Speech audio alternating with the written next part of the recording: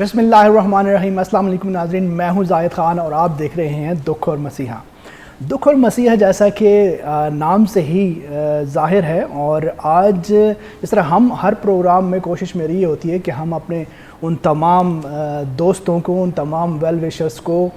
आप लोगों के साथ लेके आएँ, आप लोगों के सामने लेके आएँ और उनके जो एक्सपीरियंस है, उनके जो तजुर्बात हैं सुंदर्स फाउंडेशन के हवाले से या उनके अपने जो उनका फील्ड है, जो उनका शोबा है, उस हवाले से दुख और मसीहा के टाइटल के ऊपर भी बात करें। तो आज जो मेहमान मेरे साथ मौजूद हैं वो मेरे दिल के बहुत करीब हैं, और उसकी वजह उनकी संगत जो कि सुंदर्स फाउंडेशन की, अगर हम सफ़र की बात करें तो जब से सुंदर्स फाउंडेशन सियालकोट में हमने स्टार्ट किया, कुछ ऐसे लोग मेरे साथ इस सफ़र में शामिल हुए, इस नेक काम में शामिल हुए जो आज तक मेरे शाना बशाना हैं, और उनकी वजह से जो है वो मुझे बहुत दफ़ा बहुत ज़्यादा ईज़ मिलता है, बहुत दफ़ा मुझे हौसला मिलता है, और ऐसे काम करने के लिए सुंदर्स फाउंडेशन के हवाले से, दुखी इंसानियत के हवाले से काम करने में मुझे मज़ा भी बहुत आता है। तो मैं आज जो मेहमान हमारे साथ मौजूद है उनकी तरफ जाने से पहले थोड़ा सा बताना चाहूँगा कि तो वो अपना जो शोबा है उनका, वो उसमें बहुत ही माहिर हैं, और ना सिर्फ अपने शोबे में बल्कि अगर हम बात करें उनकी और एक्टिविटीज़ के ऊपर कि वो उनकी ज़िंदगी को हम उठाएं, तो मैं जब उनकी कोई पोस्ट वगैरह देखता हूं तो उसमें कभी वो भंगड़े डाल रहे होते हैं, कभी वो जो है वो हमारा जो निज़ाम है यहाँ पे, अदालती निज़ाम है, या वो हमारी पुलिस के हवाले से या बाकी महकमों के हवाले से अगर किसी भी शोबे में कोई मसला होता है तो वो उस पर बरमला ना सिर्फ अपने चैम्बर में बल्कि बाहर निकल के भी उस पर एहतजाज करते नज़र आते हैं। तो ज़्यादा बातें नहीं करते, मैं समझता हूँ कि उनकी तरफ बढ़ना चाहिए। आज के जो हमारे गेस्ट हैं वो आप सब के जाने पहचाने जनाब एडवोकेट शाहिद मीर साहब। सर कैसे हैं आप? जी अल्लाह का करम, जी खैरियत। ठीक है, आप सुनाएं। अच्छा सर, सबसे पहले जिस तरह मेरा पहला जो सवाल होता है वो इस टाइटल के हवाले से होता है, दुख और मसीहा। तो आप क्या समझते हैं आज इस प्रोग्राम में आके, और जो हमारा टाइटल है दुख और मसीहा, इसके हवाले से क्या कहना चाहेंगे आप? ज़ाहिद खान साहब, कबल इसके कि मैं आज के इस प्रोग्राम में अपने दिल की कोई बात, अपने मन का कोई दुखड़ा आप लोगों के सामने बयान करूं, मैं बड़ी दयानतदारी के साथ रस्मी गुफ्तगू का कायल कभी नहीं रहा। मैं वो रास्ता जो कि जिस पे सारे लोग चल रहे होते हैं, मैं उससे हट के चलने का कायल हूँ। बिल्कुल। अब यकीन करें कि मैं समझता हूँ कि मेरी बेतरतीब ज़िंदगी में 2006 में एक तरतीब का टर्न आया, और वो टर्न सुंदर्स फाउंडेशन सियालकोट का टर्न था, जब मैंने पहली दफ़ा एक सियालकोट में आए हुए एक मजनू, एक दीवाने, लोग लैला मजनू के हवाले से मजनू को याद करते हैं, मैं डेडिकेशन के हवाले से ज़ाहिद हाँ को याद करता हूँ कि जो अपने इतनी दूर का सफ़र करके सियालकोट जैसी ज़रहेज़ धरती पर बैठ कर दुखी इंसानियत के लिए काम कर रहा है। तो 2006 में मुझे पहली दफ़ा यहाँ आने का इत्तेफाक हुआ, और मैंने यकीन करे इससे पहले भी ज़िंदगी के बड़े उतार चढ़ाव देखे, लेकिन वो उतार चढ़ाव जो कि मेरे अंदर जज्ब हुआ और जिसने मेरी ज़िंदगी को एक रुख और मोड़ दिया, वो सुंदर्स फाउंडेशन सियालकोट का वो पहला 2006 का फंक्शन था, और उस रोज़ से मैं इस अदारे के साथ मुंसलिक हूँ। जिस हवाले से भी मुझे जो हुक्म होता है मैं उस पर पूरा उतरने की कोशिश करता हूँ। तो दुख और मसीहा के हवाले से आप लोगों की खिदमात इस प्रोग्राम के हवाले से, और उसके साथ साथ इन थैलेसीमिया के बच्चों की खिदमात और उनकी रिकवरी और उनकी सेहत के हवाले से ये मिसाली हैं आज के दौर में, जबकि हर आदमी यूरो और डॉलर के चक्कर में है। आज के दौर में इन बातों से जान छुड़ाकर दुख और मसीहा के हवाले से इस फोरम को सजाना और आम बच्चे की आवाज़ को मुआशरे तक पहुंचाकर उनकी तवज्जो उन बच्चों तक पहुंचाना शायद नहीं, यकीनन ये असल इबादत है। बिल्कुल, बहुत शुक्रिया। अच्छा नाज़रीन, मैं यहाँ पे एक बात ऐड करना चाहूँगा कि ना सिर्फ जो कुछ मेरे पास कुछ क्वेश्चंस हैं मीर साहब के लिए, आप भी हमारे शो लाइव शो में जो है वो अपने कमेंट्स के ज़रिए मीर साहब से अगर कोई बात पूछना चाहें तो ज़रूर पूछ सकते हैं। मीर साहब, चलते हैं आपके शोबे की तरफ। दुनिया में कहते हैं कि पाकिस्तान में अदालती जो निज़ाम है ये दुनिया का महंगा तरीन निज़ाम है, लेकिन इसके बावजूद जो है अगर हम बात करें पूरे वर्ल्ड की तो पाकिस्तान का नंबर 120वां नंबर आता है इंसाफ मुहैया करने के हवाले से। तो क्या कहेंगे इस हवाले से आप? मैं इस हवाले से, क्योंकि मैं लिटरेचर का भी आदमी हूँ, तो जब कभी किसी मौजू पे बात होती है तो मेरे अंदर से एक बात निकलती है जो कि शेर की ज़ुबान में होती है میں تفصیل کے ساتھ دوسری طرف بھی جاتا ہوں، نثر کی زبان میں بھی آپ کے سوال کا جواب دوں گا، لیکن مجھے آپ کے سوال کے جواب میں عطاء اللہ قاسمی کی وہ بات یاد آ رہی ہے عدالتی نظام کے حوالے سے، وہ یہ ہے کہ اس نظام میں زر کو برباد ہونا چاہیے، چاہتوں کا ایک نگر آباد ہونا چاہیے، اور ظلم بچے جن رہا ہے کوچا ہو بازار میں، عدل کو بھی صاحب اولاد ہونا چاہیے۔ ضرورت اس بات کی ہے کہ یہ ہمارا 120واں نمبر اس لیے آیا کہ آپ اپنی اسلامی تاریخ کو اٹھا کر دیکھیں تو آپ کو ایک بڑی خوبصورت بات نظر آئے گی جو کہ پڑھنے کے بعد پتہ چلی۔ وہ بات یہ تھی کہ جب تم کسی بھی شعبے میں منصفی کی بات آئے تو تم نے منصف نہیں بننا۔ پوچھنے والے نے کہا، اور اس کی بہت بڑی مثال حضرت امام ابو حنیفہ رحمۃ اللہ علیہ کی ہے، بہت بڑی مثال، کہ حاکم وقت نے ان کو کہا کہ ہم آپ کو قاضی القضاء چیف جسٹس بنانا چاہتے ہیں، تو انہوں نے کہا میں اس اہل نہیں ہوں۔ حاکم وقت نے کہا آپ جھوٹ بول رہے ہیں کہ آپ اس اہل نہیں ہیں، تو امام نے فرمایا آپ یہی سمجھے میں جھوٹ بول رہا ہوں، جو جھوٹ بولے وہ تو ویسے قاضی نہیں بن سکتا۔ اور اس نافرمانی جو حاکم نے سمجھی اس پاداش میں ان کو جیل میں ڈال دیا گیا۔ آج میں سمجھتا ہوں کہ جو بندہ منصف بنے گا اس کا اس دنیا کے ساتھ کوئی تعلق نہیں ہوگا۔ یہ عدالتی نظام اس لیے آج مفلوق الحالی کا اور طوالت کا شکار کی وجہ صرف یہی ہے کہ ہمارے اداروں کے اندر لوگ مس فٹ بیٹھے ہیں۔ میں جب ماضی کے جروکوں میں جھانکنے کی کوشش کرتا ہوں تو مجھے میری عدالتی تاریخ یہ بتاتی ہے کہ کوئی بھی منصف، کوئی بھی جج کسی پرائیویٹ فنکشن میں نہیں جاتا تھا۔ صحیح۔ اس کی ایک بہت بڑی مثال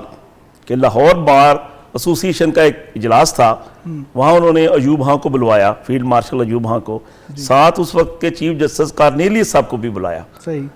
تو جسٹس صاحب نے کہا کہ آپ کل والے فنکشن میں کس کو بلا رہے ہیں؟ تو انہوں نے کہا ہم فیلڈ مارشل ایوب خان کو بلوا رہے ہیں۔ تو انہوں نے کہا انصاف کی خوبصورت مثال دیکھیے، انہوں نے کہا کہ آپ انہی کو بلا لیں کیونکہ مارشل لا کے متعلق میری عدالت میں ایک کیس زیر سماعت ہے، کل میں جب وہاں آپ کے فنکشن میں آؤں گا میری فیلڈ مارشل ایوب خان کے ساتھ تصویریں بنیں گی، اخبار میں آئیں گی، عام آدمی کا اعتماد ہم سے اٹھ جائے گا کہ یہ تو آپس میں ملے ہوئے ہیں۔ تو جب تک منصف کسی پرائیویٹ بندے کے ساتھ اس کا رابطہ رہے گا انصاف کا ملنا مشکل ہو جاتا ہے۔ اس کے بعد یہ بھی تاریخ میں دیکھنے اور سننے میں آیا کہ جج صاحب کو اخبار پڑھنے کی اجازت نہیں ہوتی تھی کہ اس اخبار میں اگر کوئی قتل کی واردات کا سلسلہ کوئی درج ہے تو کل کو وہ جج اس اخبار کی خبر سے متاثر ہو کر کو فیصلہ نہ کرے۔ تو یہ جو نظام ہے یہ اس وقت اپنی اصل جڑ کو پکڑے گا جب تک اس میں کمپیٹنٹ، ایماندار اور اس سے بڑھ کر جن کے اندر خوف خدا ہوگا تب اس نظام میں بہتری آنے کی توقع ہے، ورنہ یہ سلسلہ 120 نمبر پہ آیا عالمی سطح پہ ہمارا عدالتی نظام۔ میں تو اس بات سے ڈر نہیں رہا، میں ایک خدشے کا اظہار کر رہا ہوں کہ یہ کہیں ہندسوں کی تعداد ختم ہونے پہ ہمارا نظام کا نمبر نہ آ جائے۔ تو اس لیے ضرورت اس بات کی ہے کہ اس نظام کی درستگی تب ہوگی کہ جب میرے سامنے، میں آپ کو اس کی کئی اسلامی مثالیں دے سکتا ہوں کہ حضرت عمر فاروق رضی اللہ تعالیٰ عنہ، اب آپ کا سٹریس خان صاحب اس بات پہ تھا کہ یہ عدالتی نظام طوالت کا شکار ہے، یہ عدالتی نظام میں انصاف کی کوئی کرن نظر نہیں آ رہی۔ عرب کے معاشرے میں جس شخص کو اس کی کنیت سے بلایا جاتا تھا، کنیت سے اس کو سمجھا جاتا تھا کہ یہ احترام کے ساتھ لفظ بلایا۔ حضرت علی کرم اللہ وجہ کی کنیت ابو الحسن تھی۔ آپ ایک وقت میں خلیفہ وقت عمر فاروق کے پاس بیٹھے ہیں، ایک بندہ آیا، اس نے شکایت کی کہ خلیفہ وقت آپ جس بندے کے ساتھ باتیں کر رہے ہیں میں تو اس کے خلاف شکایت لے کر آیا ہوں۔ صحیح۔ تو خلیفہ وقت نے کیا فرمایا کہ علی یہاں سے اٹھ جاؤ، کٹہرے میں آ جاؤ، تمہارے خلاف شکایت آئی ہے۔ بات سنی، وہ شکایت غلط تھی، اس بندے کو فارغ کیا اور کہا علی آؤ پھر بیٹھ کر بات کرتے ہیں۔ جناب علی نے عرض کی خلیفہ وقت آپ نے جب کبھی بھی مجھے بلایا ابو الحسن کے نام سے بلایا، آج کیا ہوا کہ آج آپ نے مجھے علی کے نام سے بلایا؟ آج عزت کا قدر تصور کم تھا۔ تو خلیفہ وقت نے فرمایا آج کیونکہ تمہارے خلاف شکایت آئی تھی، میں عزت کے ساتھ تمہارا نام بلاتا، کنیت کے ساتھ بلاتا، تو اس بندے کا عدالتی نظام پہ بھروسہ ختم ہو جانا تھا. تو اس لیے یہ جو نظام ہے, وہ کسی نے کہا تھا نا کہ مجرم ہو با اثر تو قانون بے اثر, کس نے یہ لکھ دیا ہے میزان عدل پر. کیا بات ہے. تو جب اور یہ تاثر جو ہے, بار بار بات آ رہی ہے کہ جی عدالتی نظام, لوگ تھانوں میں کچہریوں میں جانے سے گریز کیوں کرتے ہیں. اس کی وجہ یہ ہے کہ ایک آدمی جب کسی بھی واردات میں وہ لٹتا ہے تو میں کھلے لفظوں میں یہ بات کہتا ہوں کہ وہ کہتا ہے پہلے مجھے ڈاکو نے لوٹا ہے, اب مجھے تھانہ لوٹے گا, اس کے بعد مجھے کچہری کا نظام لوٹے گا, پھر مجھے عدالتی نظام لوٹے گا. اس لیے وہ اس نظام میں اپنے آپ کو انڈلج کرنے کی بجائے, اور بڑے بڑے ذمہ دار, غریب تو غریب ہے نا, ذمہ دار لوگ اس عدالتی نظام سے اس قدر تنگ آ چکے ہیں کہ متعدد مثالیں اس بات کی موجود ہیں کہ لوگ اب اس نظام سے تنگ آ کر خودکشیاں کرنے پر مجبور ہیں. جی میر صاحب, آپ بہت سارے کچھ ایسے سوالات بھی ہیں جو میرے ابھی کرنے والے ہیں, ان کا جواب بھی آپ دے رہے ہیں. ابھی ہمارے پاس جو ہے وہ پروگرام میں ایک بریک کا ٹائم ہوا ہے. بریک سے جب واپس آئیں گے تو کچھ اور کریٹیکل سوال جو ہے میر صاحب کے ہم نے رکھے ہوئے ہیں, آپ بھی ہمارے ساتھ شامل ہوئیے. اور آپ لوگوں کے ذہن میں اگر کوئی سوال ہے تو کامنٹ کے ذریعے آپ پوچھ سکتے ہیں, میر صاحب انشاءاللہ اس کا جواب دیں گے. انشاءاللہ لوٹتے ہیں ایک چھوٹے سے بریک کے بعد, ہمارے ساتھ رہیے گا.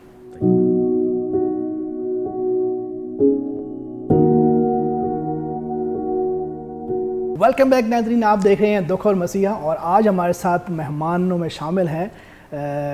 شاہد میر صاحب ایڈوکیٹ, اور ان سے بہت سارے تلخ سوال بھی ہو رہے ہیں اور ایسے سوال بھی ہو رہے ہیں کہ جس سے مطلب میں بڑا پہلے تو وہ ڈر بھی رہا تھا کہ پتہ نہیں اس طرح کے سوال کرنے چاہیے. سر میں آپ سے ایک اور ابھی ایک سوال جو کہ شعر کی شکل میں ہے اور اکثر سننے کو ملتا ہے کہ پیدا ہوا وکیل تو شیطان نے کہا لو آج میں بھی صاحب اولاد ہو گیا. تو ویسے تو یہ ہے بہت اس طرح کا, لیکن آپ کیا جواب دیں گے اس کو ذرا آپ, کیونکہ میں شروع میں نے عرض کی کہ میں ادب کا بھی لٹریچر کا بھی آدمی ہوں, اس میں کیونکہ شیطان کا لفظ تھوڑا سا تلخ ہوتا ہے, تو وہ شعر اس طرح کہ پیدا ہوا وکیل تو ابلیس نے کہا تو آج ہم بھی صاحب اولاد ہو گئے. ٹھیک ہے, آپ اس کو ہاں سب ذہن میں رکھیں کہ ہر معاشرے میں جتنے بھی شعبہ جات ہیں اس میں اچھے اور برے لوگوں کا وجود پایا جاتا ہے. اصل میں بات یہ ہے کہ ایک کمپیٹنٹ, ایک ایماندار, نہ بکنے والا وکیل اس معاشرے کے لیے اتنی نعمت ہے. آپ کے شعر سے یا جس نے بھی یہ شعر لکھا ہوا ہے اس سے تو یہ تاثر ابھر رہا ہے کہ شاید وکیل کی وجہ سے کوئی معاشرے میں شیطنت پھیل رہی ہے, اس کا تاثر تو یہ ہے. لیکن میں نے کہا کہ کمپیٹنٹ, محنتی, نہ بکنے والا وکیل جب اس کے پاس ایک مقدمہ آتا ہے اور مدعی اس میں بالکل مظلوم ہوتا ہے, اس کی میں مثال لکھ دیتا ہوں کہ آپ کے گھر میں مہینے کا 20,000 روپے کا بل آتا ہے, ایک مہینے آپ کے گھر 5 لاکھ کا بل آ گیا. 5 لاکھ کا بل تب آئے گا کہ جب وابڈا کے پاس اس بات کی ایویڈنس ہوگی کہ آپ کے گھر میں اتنے اے سی چلتے ہیں, تو پھر تو وہ جسٹیفائی ہے. لیکن پہلے والی مشینری سے اگر 5 لاکھ کا بل آیا تو آپ کسی وکیل کے پاس جائیں, وہ آپ سے اپنی پرسکرائبڈ فیس لے گا اور آپ کو انصاف لے کر عدالت سے ایویڈنس کی بنیاد پہ انصاف لے کر دے گا, اور عدالت کو ہولڈ کرے گی کہ وابڈا کے پاس ایسا کوئی آلہ موجود نہیں ہے کہ 10 سال سے 20,000 بل آ رہا ہے تو یہ 5 لاکھ کیسے آ گیا. تو اس وکیل کی محنت شاقہ کی وجہ سے وہ بل کم ہو کے 20,000 پہ واپس آ جاتا ہے. تو یہ ہونا تو یہ چاہیے تھا کہ وہ والے لوگ کسی شعبے میں بھی ہیں جو غلط کام کر رہے ہیں, ان کی وجہ سے شیطنت پھیل رہی ہے. لیکن اس کا تاثر پیور وکلا برادری پہ رکھنا, آپ اس بات کا ذرا اندازہ لگائیں کہ وکلا برادری کی 2007 میں عدلیہ بحالی کی تحریک چلی جو کہ جسٹس افتخار چودھری صاحب اور باقی ججز کی بحالی کے لیے تھی. اب تھوڑا سا تاثر ذرا, کیونکہ میں اپنے پیغام کے ذریعے, آپ کے سوال کے جواب کے ذریعے سسٹم میں اس بات کا تاثر ختم کرنا چاہتا ہوں کہ وکلا کی وجہ سے, میرا مقصد بھی سوال کرنے کا یہی تھا, خرابی نہیں ہوتی. اب اس کو ذرا گہری نگاہ سے سارا سسٹم اس کو دیکھے, ہمارے سننے والے اس بات کو دیکھیں کہ وکیل ایک ایسا شعبہ ہے جس کی مہینے کی کوئی تنخواہ مقرر نہیں ہوتی. ٹھیک ہے, باقی جتنے شعبہ جات ہیں, پولیس ہے, وابڈا ہے, آرمی ہے, سب کے شعبہ جات میں مہینے کی تنخواہ مقرر ہے, اور وہ کانشیسلی اس بات پہ مطمئن ہے کہ کچھ ہمیں ملے نہ ملے مہینے کی تنخواہ تو ملتی ہے. لیکن اس نازک مرحلے سے گزرنے والے اس وکیل کی زندگی کا اندازہ لگائیں جس کو مہینے کی اس کے پاس ہوائی روزی کیس کی صورت میں آئے گی تو اس کو فیس ملے گی. تو وہ وکیل جو کہ عدلیہ بحالی تحریک چلے, زائد خان کے ساتھ زندگی میں کوئی واقعہ ایسا ہو جائے सिस्टम के अंदर किसी बच्ची के साथ कोई रेप का केस हो जाए, किसी बच्चे के अगवा का केस हो जाए जो कि पाकिस्तान लेवल पे फैले, तो वकला बगैर तनहा लिए, बगैर कोई बात लिए, उसके लिए एहतजाज की सदा बुलंद करते हैं। और अदलिया बहाली तहरीक में आप अंदाज़ा करें उसके नतायज दूर रस थे या नहीं थे, उस तहरीक का ज़रा अंदाज़ा लें। एक बंदा सिंध से चलता है, एक पंजाब से आता है, केपेकी से आता है, एक जीबी से बिल्तिस्तान से आता है, और वो उसकी आवाज़ ये होती है कि वो वाला निज़ाम जिससे आम आदमी को सिस्टम के अंदर इंसाफ आसान तरीके से मिल जाए, उसके लिए सदा बुलंद करता है, उसके लिए वो अपने दिन ज़ाया करता है, रातें ज़ाया करता है। और हम ज़ाती तौर पे भी अपने दोस्तों के साथ इस्लामाबाद, पिंडी, कई शहरों में गए, उसका हमें किसी ने मुआवजा नहीं दिया और हमें मुआवजे की ज़रूरत भी नहीं थी। हम माशरे का वो तबका हैं जो कि किसी भी मजलूम के लिए उसके साथ मिलकर सदाए एहतजाज बुलंद करके सिस्टम में या अदालत में उसको इंसाफ दिलाने की कोशिश करते हैं। अच्छा मीर साहब, मैं देखता हूँ आपकी पोस्ट में कभी जो है वो आप एक बहुत अच्छा भंगड़ा डाल रहे होते हैं, कभी आप पूल में नहा रहे होते हैं, सही। और कभी आप जब खड़े होते हैं तो डीएसपी क्या है तो डीपीओ क्या है तो सबको आड़े हाथों ले रहे होते हैं। तो ये कैसे मैनेज होता है ये सारी चीज़ें, और क्या आपकी डेली रूटीन के हवाले से? मैं आपको दयानतदारी से बताऊं कि मैंने स्कूल टाइम से लेके यूनिवर्सिटी तक एक हंगामा है ज़िंदगी गुजारी है जी। और ज़िंदगी के इतने उतार चढ़ाव मैंने देखे, क्या मुझे कोई परेशानी, उसके मुझे परेशानी की स्पेलिंग भी याद नहीं है कि परेशानी होती क्या है। सही। और इस सिस्टम से मैं इतना गुजरा हूँ कि मैंने ग्रास रूट लेवल से लेकर हाई लेवल तक तमाम ऑफिसर्स को, कि मैं मजाक से कहा करता हूँ सिर्फ समझाने की गरज से, कि वो अल्ट्रासाउंड बाद में करवाएं, उनके जिस्म की हड्डियाँ मैं गिन के पहले बता सकता हूँ। तो मैं सिस्टम में से इतना गुजरा हूँ, तो इसलिए। और जो आपने पूल की बात की है कि जब कोई इलेक्शन, आप ट्रैक्टर चला रहे होते हैं पहलियों में मैं नजर आती, उसमें ये है कि अगर मैं ये समझूं कि जब आप भंगड़े की बात करते हैं वो मोस्टली हमारे इलेक्शन जीतने की खुशी में होता है। अल्लाह का करम रहा मुझ पे कि मुझे डिस्ट्रिक्ट बार एसोसिएशन सियालकोट के दोस्तों ने 2 दफ़ा 2012 में 2014 में प्रेसिडेंट मुंतखब करवाया। तो उस सिलसिले में दोस्त भंगड़ा डालते हैं, जब दोस्तों का इलेक्शन आता है हम जीतते हैं तो उस वक्त भंगड़ा, तो गालिब डाल रहे होते हैं उसी जगह पे वो पोस्ट भी होती है जब आप सबको आड़े हाथों ले रहे होते हैं। जी, तो वो ये है कि ज़िंदगी के जो सारे ये मराहिल है ना, ये सारे ग्रांटेड हैं। ये मेरे अल्लाह का मुझ पे ख़ास करम है कि मैं हर सिचुएशन को मैनेज कर लेता हूँ, मेरा ज़ाती कोई कमाल नहीं। तो वो जो भंगड़े वाली बात है या पूल वाली खुशी की बात है, तो गालिब की ज़ुबान में कि हम भी मुंह में ज़ुबान रखते हैं, काश पूछो कि मुद्दा क्या है। तो हम अपना मुद्दा मुख्तलिफ वो इशारात से कि भाई इस ज़िंदगी में अगर आप जिस शोबे में हैं, आप अपना शोबा चला रहे हैं, तो मैं आपको बिल्कुल ये नहीं कह रहा कि आप आसानी के मराहल से गुजरा, आपने बड़ी कठिन मराहल से गुजर कर एक पौधा जो नन्ही कली था आज वो तनावर दरख्त बना हुआ है,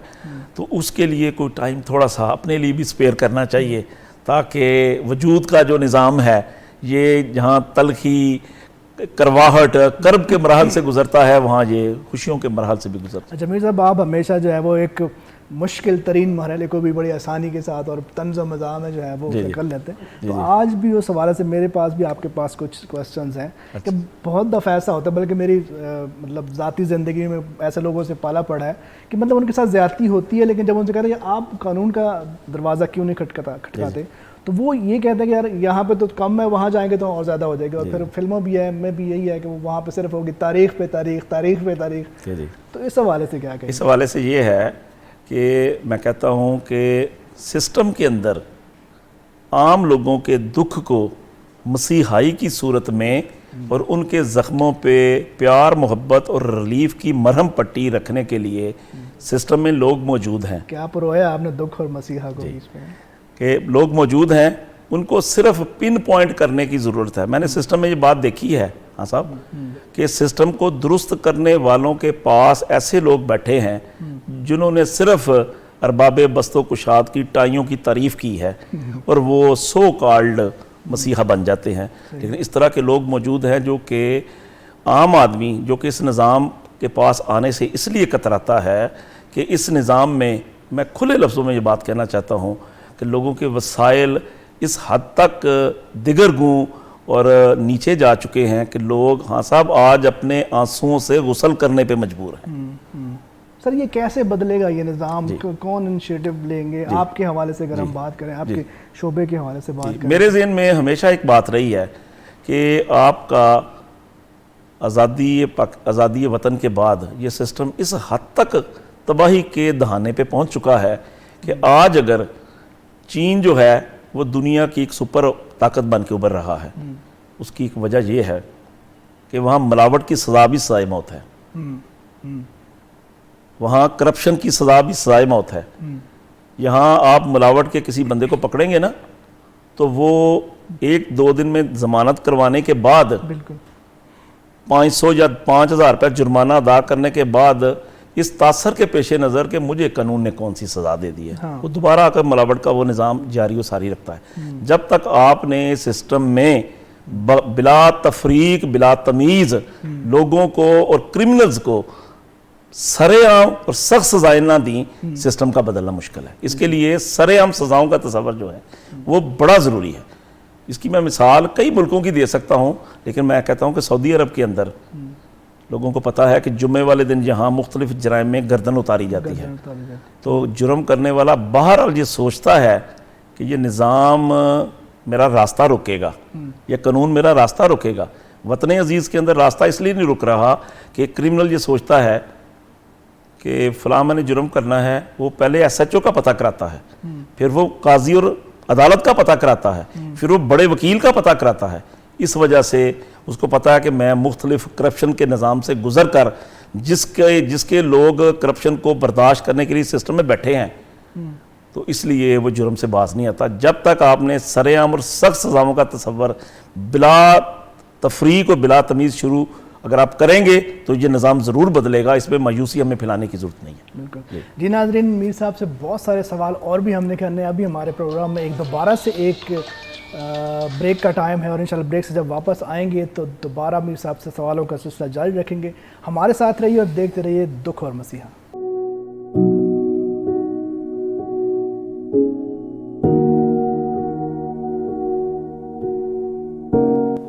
ویلکم بیک ناظرین، آپ دیکھ رہے ہیں دکھ اور مسیحا، اور ہمارے ساتھ پروگرام میں شامل ہیں ایڈوکیٹ شاہد میر صاحب، اور ان سے سوالوں کا سلسلہ جو ہے وہ جاری ہے، اور وہ تمام سوالوں کے جواب میرا خیال ہے کہ بہت اچھے طریقے سے دے رہے ہیں. اور بہت سارے ایسے تلخ سوال بھی میں نے بیچ میں کیے، لیکن ان کا مقصد صرف اور صرف یہ تھا کہ ان کی طرف سے ان کی وضاحت آئے تاکہ لوگوں کے دلوں میں اس طرح کی جو چیزیں ہیں وہ بھی ختم ہو سکیں. اچھا سر، ہم بات کر رہے تھے کہ انصاف نہ ملنا یا ٹائم پہ نہ ملنا، اس کی ایک وجہ میں آپ کے ساتھ کچھ جس طرح میری انفارمیشن کے مطابق کہ 365 دنوں میں جو ہے وہ صرف 165 دن جو ہے وہ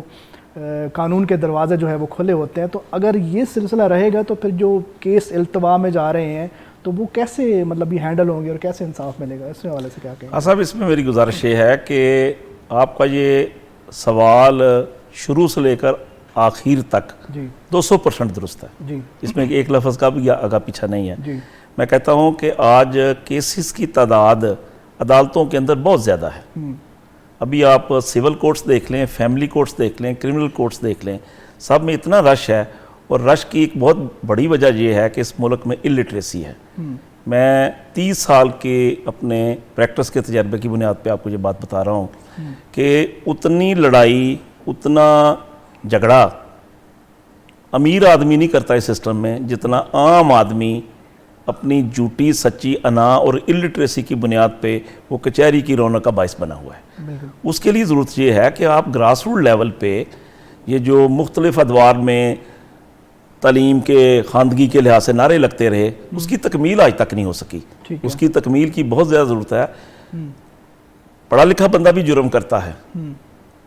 پڑھا لکھا بندہ جرم اس وقت کرتا ہے وہ پہلے سوچتا ہے، ارینجمنٹس کرتا ہے.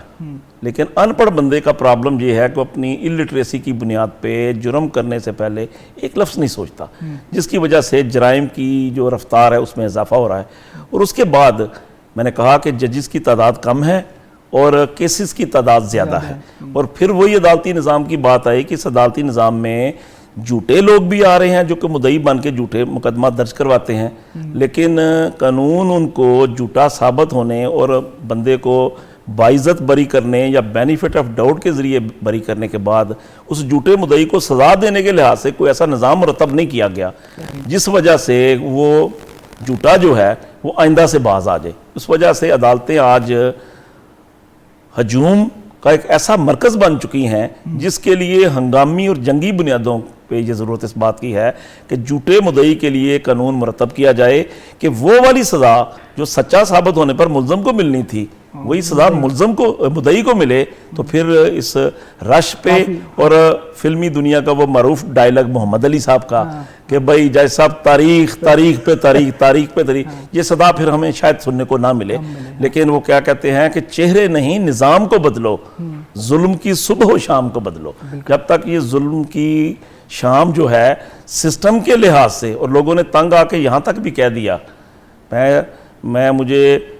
کیونکہ اشعار بہت زیادہ یاد ہیں لیکن یہ شعر مجھے ایسے لگتا ہے جیسے کسی نے بڑی درد کے ساتھ لکھا تھا, اور وہ اس شعر لکھنے والے کو دکھ بھی تھا اور وہ آج تک اپنے مسیحا کو بھی ڈھونڈ رہا ہے لیکن اس کو مسیحا نہیں ملا. وہ شعر یہ تھا کہ نکلے تھے تیرے شہر میں انصاف کی خاطر, نکلے تھے تیرے شہر میں انصاف کی خاطر, بستی کے کسی گھر سے ترازو نہیں نکلا. کیا بات, کسی ایک گھر سے ہی ترازو نکلا تھا, کوئی ایک ہی اس کی صدا پہ لبیک کہہ کر اس کو ریلیف دینے کا اہتمام فرماتا, اس کی زندگی کے اندھیرے میں ایک شمع جلانے کی زحمت کرتا. اور یونین کونسل لیول پہ اور پولیٹیکل لیول پہ اس بات کی پہلے دور میں بہت زیادہ تھا. آج کیونکہ نفسا نفسی کچھ زیادہ ہو گئی, ہر آدمی چودراہٹ کے اور پیسوں کے چکر میں ہے. صلح کرانے کا پنچایتی نظام جو تھا وہ پنچایتی لیول پہ جب چوہی صاحب بزرگ, جس کو میں اپنی زبان میں, اگر خواتین کا کوئی مسئلہ ہوتا تھا تو ماسی کرشید ہوتی تھی, مرد کا ہوتا تھا تو وہ پنچایت میں بیٹھ کر چاچا اللہ رحم ہوتا تھا, تو اللہ رحم جب ایک بات کرتا تھا تو وہ کمپرومائز وہاں فیصلہ ہو جاتا تھا, جس وجہ سے عدالت تک جو فیصلے تھے, مقدمات تھے, وہ کم آتے تھے. لیکن اب سسٹم جو ہے وہ باب رحمی کو بھی ڈھونڈ رہا ہے, ماسی کرشید کو بھی ڈھونڈ رہا ہے, دونوں لاپتہ ہیں, دونوں کی گمشدگی کی رپٹ بھی درج ہے, اور ان کو تلاش کرنے میں اور اس نظام کو کی درستگی میں حصہ ڈالنے میں ہم سب تماشائی ہیں. اور ہم اس وقت بولتے ہیں ہاں سب جب ہمارے اپنے اوپر آتا ہے. جب کسی کا ہونا تو ہم ساتھ والی گلی میں داخل ہو جاتے ہیں. تو ظلم کرنے والا ٹیسٹر ہے, میں ظالم کو ٹیسٹر کہتا ہوں, وہ پہلے زائد ہاں کو چیک کرتا ہے, اور اگر وہ اس سے ریزنٹمنٹ نہیں آتی, جواب کوئی نہیں آتا ظلم کا, تو پھر وہ میری طرف آئے گا, پھر معید کی طرف جائے گا, پھر دوسرے دوست کی طرف جائے گا. تو ضرورت اس بات کی ہے کہ ظلم کے خلاف اور زیادتیوں کے خلاف, لوگوں کے درد کے خلاف, لوگوں کے دکھوں کے خلاف کوئی نہ کوئی صدائے احتجاج بلند ضرور ہونی چاہیے, تاکہ سسٹم میں یہ آواز جائے ظالم کو کہ بھائی ظلم کے جواب میں ریزنٹمنٹ آئے گی. بالکل جی. میر صاحب کچھ لوگ بھی ہمارے ساتھ شامل ہیں جو اس ٹائم دیکھ رہے ہیں ہمیں, اس میں ایک کامنٹ آیا, پتہ نہیں وہ آپ کے بارے میں ہی ہے. جی اٹریکٹیو اینڈ افیکٹو پرسنالٹی. جی اور یہ ہیں ہمارے جو تھوڑی سی ہمیں آج کل وہ آج نیٹ کی بھی حوالے سے تھوڑی سی پرابلم ہو رہی ہے, تو کچھ ہمارے کامنٹس جو ہے وہ اس طرح سے شو بھی نہیں ہو رہے ہیں. تو میں یہ کہوں گا کہ آپ لوگ صرف کامنٹ کر کے کوئی اگر سوال آپ لوگوں کے ذہن میں تو وہ بھی آپ لوگ پوچھ سکتے ہیں. ہم اس ٹائم ہمارا آخری سیگمنٹ چل رہا ہے, تو اگر آپ کے ذہن میں کوئی سوال ہے تو وہ بھی آپ ضرور پوچھیں. سر ایک لائٹر نوٹ پہ کہ یہ آج کل تو بڑی گرمی بھی ہے, سردیوں میں بھی وہی کالا کوٹ اور گرمیوں میں وہی کالا کوٹ, یہ کیا یہ ہمارے بابے یہ کہتے ہیں کہ جو وکیل ہے نا, جو ایڈوکیٹ ہے, اٹرنی ہے, وہ ہر وقت ظلم کے خلاف, جو ہمارا کالا کوٹ ہے, ہماری کالی ٹائی ہے, یہ ظلم کے خلاف ہر وقت ایک احتجاج ہے. اور جو وائٹ شرٹ ہے یہ اس بات کا اظہار ہے کہ ہم آپ کو دن کے اجالے کا انصاف لے کر دیں گے. کیا بات ہے, یعنی کہ اس میں بھی ایک پوری کہانی ہے.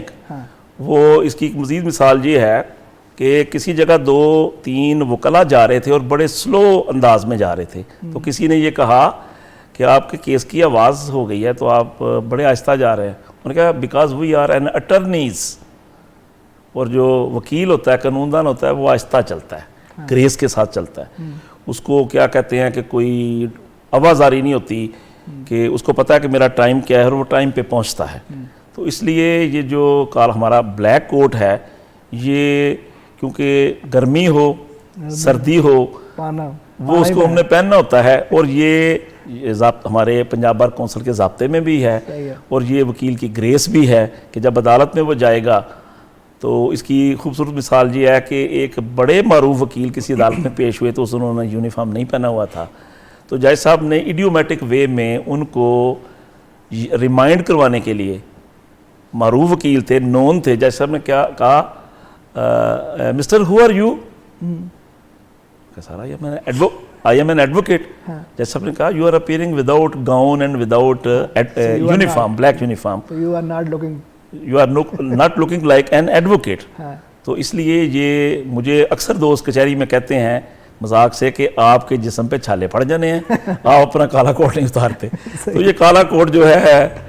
یہ ہمارا ایک حوالہ ہے اس حوالے سے کہ جہاں بھی ظلم ہوگا یہاں. اچھا ہم اینڈ کی طرف بڑھ رہے ہیں. بحیثیت قانوندان، بحیثیت وکیل، آپ کس حد تک اس نظام سے جو ہے متفق ہیں اور کیا سجیشنز دینا چاہیں گے اگر آپ کو؟ مجھے پوچھیں گے تو میں دیانتداری کے ساتھ، کیونکہ کہتا ہوں جو بات بھی نا وہ دل کی گہرائی سے میں نکالتا ہوں، میں باہر کچھ اور اندر کچھ ہو، وہ تو جانتے ہیں ہم. وہ میں صرف یہ کہتا ہوں کہ یہ نظام زر ہے، یہ نظام کوئی نہیں ہے، یہ ہم ایک ہجوم اکٹھا کیا ہوا ہے اور ایک جعلی مصنوعی اور آئی سی یو میں پڑا ہوا نظام ہے. جب تک ہم نے اس کی ہنگامی بنیادوں پہ قطع برید نہ کی، اس نظام کی درستگی کے لیے ہم نے جنگی بنیادوں پر قدم نہ اٹھائے، صحیح، تو میں ذمہ داری کے ساتھ ایک لفظ کا اضافہ کرنا چاہتا ہوں کہ جس نے، وہ وکلا برادری ہے، وہ عدالتی نظام ہے، وہ پولیس کا نظام ہے. میں اس کی، آپ نے پوچھا کہ اب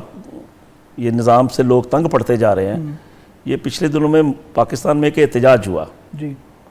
وہ احتجاج ایک مخصوص تنظیم کا احتجاج تھا. میری ڈائریکٹ اور انڈائریکٹ انفارمیشن کے مطابق پولیس والوں کو اس میں ٹی وی میں آیا کہ لوگوں نے تشدد کا نشانہ بنایا. وہ تشدد کا نشانہ بعض مولوی حضرات نے بھی بنایا، لیکن نظام سے تنگ لوگوں نے بھی پولیس کو اس کا نشانہ بنایا. تو میں کہتا ہوں کہ اس نظام کی تبدیلی کے لیے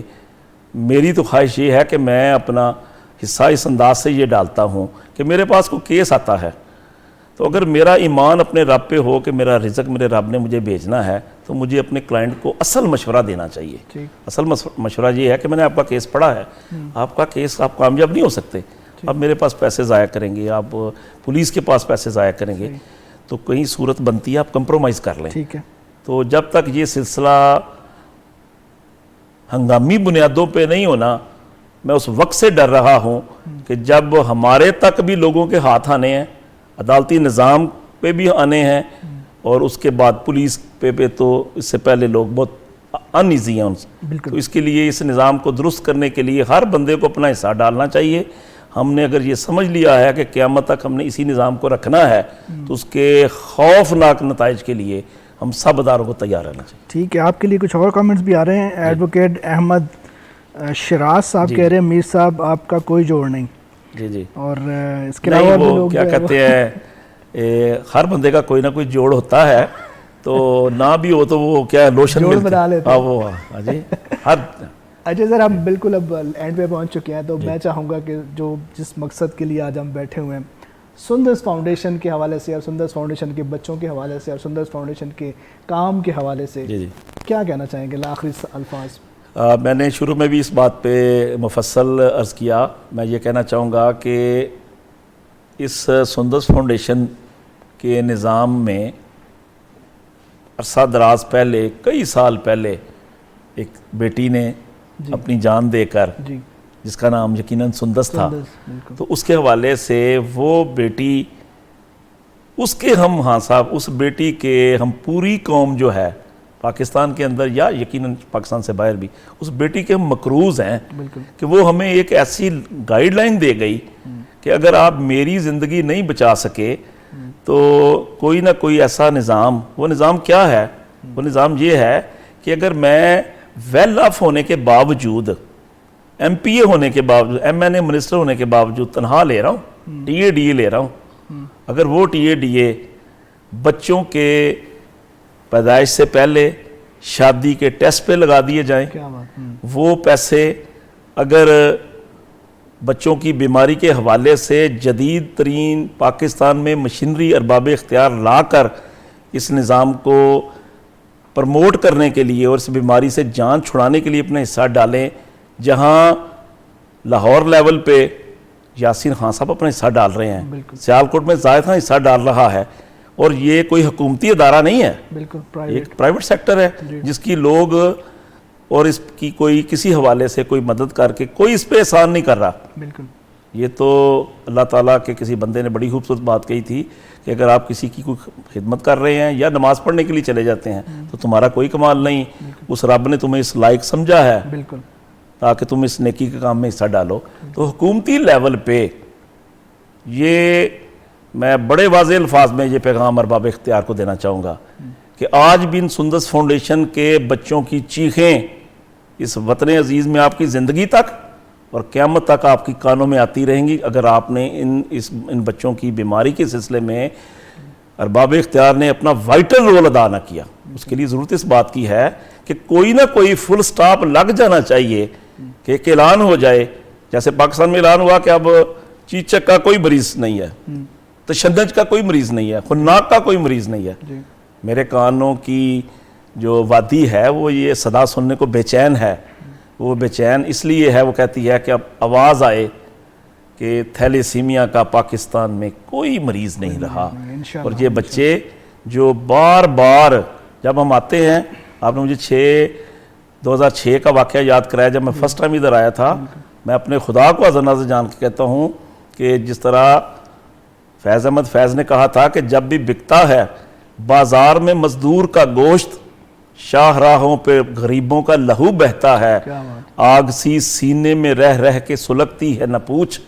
اپنے دل پر مجھے قابو ہی نہیں رہتا ہے۔ میں ان بچوں کو دیکھ کر بے قابو ہو گیا تھا، اور جب میں نے دیکھا تو میں ڈائریکٹ اس حدیث پہ آتا ہوں کہ دوسروں کے لیے وہی پسند کیا کرو جو تم اپنے لیے۔ مجھے لگ رہا تھا کہ شاید میری بیٹی وہاں لیٹی ہے، میرا بچہ وہاں لیٹا ہے، تو اس سے پہلے کہ یہ بچے روز قیامت ہمارے لیے شکایت کا باعث بن جائیں۔ ایک خلیفہ وقت کے خلاف ایک عورت نے یہ کہا کہ خلیفہ وقت میرا حال نہیں پوچھتا، میں روز قیامت رب کے پاس اس کی شکایت کروں گی۔ آج کا کوئی حاکم ہوتا تو دھکے دے کے نکالتا کہ چلی جاؤ شکایت کرو۔ خلیفہ وقت جو آج کے حکمرانوں کی جوتیوں کے یہ ان کے برابر نہیں ہے۔ خلیفہ وقت نے کہا خدا کا واسطہ کوئی بات ہے تو مجھے بتاؤ، میری شکایت خدا کے گھر لگ گئی تو عمر برباد ہو جائے گا۔ تو یہ نہ ہو کہ آج کے ہمارے جو جتنے بھی یہ ہمارے عہدے ہیں، ہمارے جو صاحب ثروت ہیں، یہ روز قیامت یہ بچے ہمارے خلاف شکایت کنندہ بن گئے۔ تو میں دیانتداری سے کہہ رہا ہوں، میں عدالتی نظام کا بندہ ہوں کہ عدالتی نظام میں گواہ جھوٹے بھی آتے ہیں، سچے بھی آتے ہیں۔ میں دعوے سے کہتا ہوں یہ بچے سچے مدعی ہوں گے وہاں، اور یہ سچے مدعی سے ہم بچ جائیں۔ میری بھی یہ دعا ہے، آپ کی بھی کوشش ہے، لوگوں کی، عام بندے کی، اور جو صاحب اختیار ہیں ان کو چاہیے کہ اس نظام کو ان بچوں کی فلاح و بہبود کے لیے وہی نعرہ کہ پاکستان سے تھیلیسیمیا ختم ہو گیا ہے، جو رکنے کا نام نہیں لے رہا، اور کن کربناک مرحلوں سے ادارے سندس فاؤنڈیشن کے اور والدین گزر رہے ہیں یہ وہی جانتے ہیں، اور یقیناً ہمارا وہ حصہ نہیں ہے جو ہمیں ڈالنا چاہیے۔ جی میر صاحب تھینک یو سو مچ، ہمیشہ کی طرح آپ نے آج پھر جو ہے وہ اپنی یہاں پہ موجودگی کا بھرپور آپ کی مہربانی خان صاحب کہ آپ نے یہاں بلایا، اور آج آپ نے مجھے دل کی بات کہنے کا موقع فراہم کیا، اور انشاءاللہ نیکسٹ بھی آپ کو بلاتے رہیں گے، اور آپ سے وعدہ لیتے ہیں کہ انشاءاللہ نیکسٹ بھی آپ یہاں پہ جی انشاءاللہ۔ جی ناظرین، آج کے پروگرام کو کرتے ہیں یہیں پہ ہی سائن آؤٹ، اور انشاءاللہ کسی نیکسٹ پروگرام میں کسی اور دوست کے ساتھ، کسی اور ویل وشر کے ساتھ آپ لوگوں کے سامنے حاضر ہوں گے۔ تب تک اپنا رکھیے گا بہت زیادہ خیال۔ اللہ حافظ۔